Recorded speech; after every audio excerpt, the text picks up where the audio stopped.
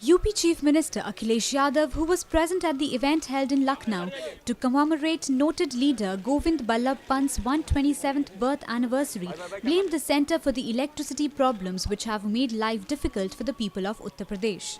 Yadav said he was confident that if the state receives adequate amount of coal from the centre, then it would not only resolve UP's electricity problem, but they would also be able to manufacture surplus power. मैं समझता हूँ केंद्र सरकार को ऐसा कोई व्यवस्था करनी चाहिए। हालांकि 100 दिन हुए, ज़्यादा समय नहीं मिला है।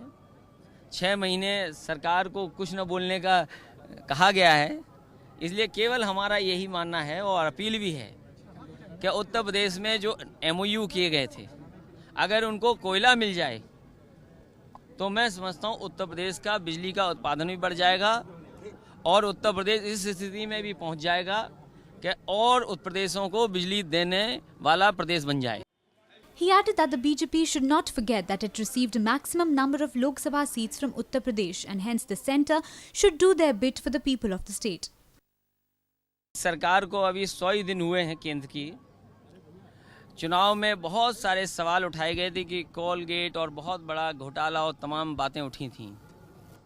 अभी मैं समझता हूँ केंद्र सरकार को समय देना चाहिए विचार करने पर, लेकिन वहीं ये निश्चित भी केंद्र सरकार को करना चाहिए कि जो प्रदेश ने सबसे ज़्यादा लोकसभा की सीटें जिताई हों, उनको आखिरकार क्या मिला बढ़ कर के।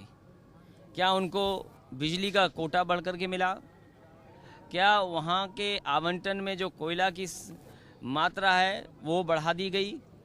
या जो कई MOU किए गए थे, मान लीजिए उत्तर प्रदेश में पुरानी सरकार ने बहुत सारे MOU किए और हम लोग लगातार उसका समय बढ़ा रहे हैं और इस आशा से कि केंद्र सरकार समय पर कोयला उपलब्ध करा देगी। अगर कोयला नहीं होगा तो बिजली कहाँ से बनेगी? सबसे ज़्यादा बिजली उत्पादन उत्तर प्रदेश में कोयला के माध्यम से ही होती है। Powered by NNIS.